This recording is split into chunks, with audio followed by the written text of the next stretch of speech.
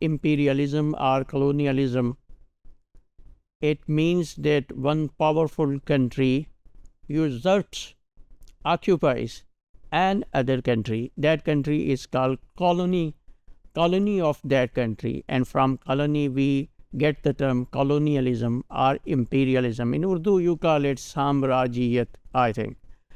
Okay, so frame, this term has been discussed in earlier modules.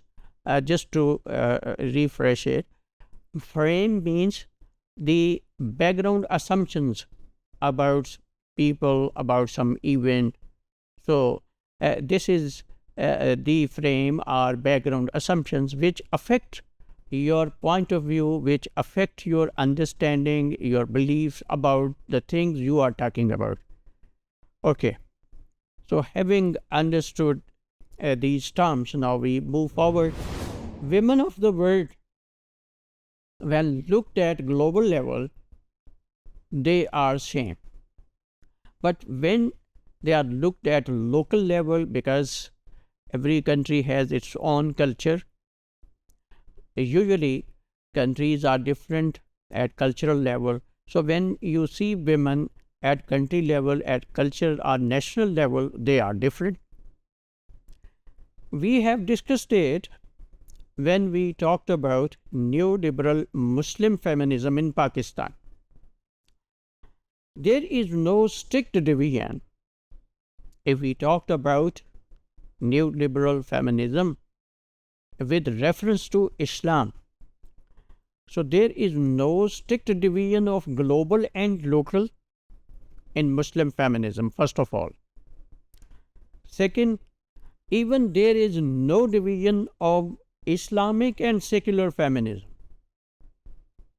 Remember, I told you in that module when we discussed these things that there is no feminism in Islam. What to talk about Islamic feminism and secular feminism?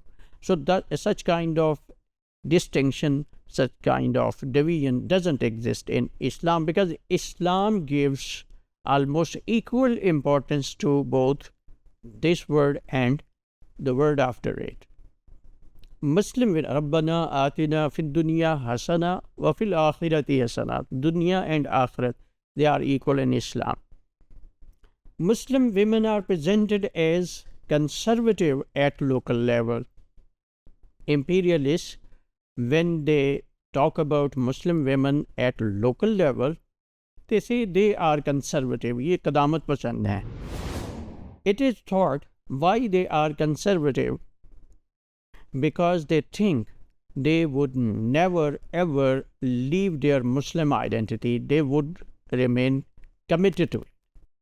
Okay, new imperialists consider Muslim identity of women a threat for their system, a threat for their values. Okay, new imperialism refers to economic domination over ex-colony. I am defining this term before moving forward. New imperialism, the term which I have used, these people, these countries, they are intellectuals. They regard Muslim women as a threat to their system and their thought. So what is new imperialism itself? It refers to economic domination of ex-colonies. Okay, they have left the country which they occupied. That is no more colony of that country, but still they have economic and cultural domination over that colony. Pakistan is a living example of this. Neoliberalism refers to total personal freedom. Okay, the first term refers to something about economics. The second term refers to something about personal freedom. Okay, these forces, I mean imperialist countries, new imperialists, they ignore the double identity of Muslim women. When they present Muslim women, they they present them at one-sided level. They ignore the other side of their identity.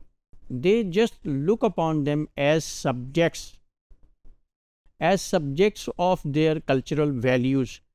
They don't have any freedom to act upon their own will or desire.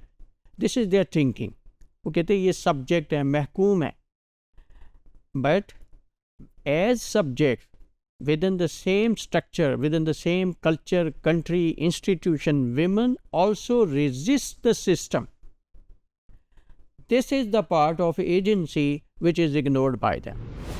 New imperialists are biased, it means, in their framing of Muslim women when they present Muslim women, when they discuss Muslim women and their identity, they show their prejudice.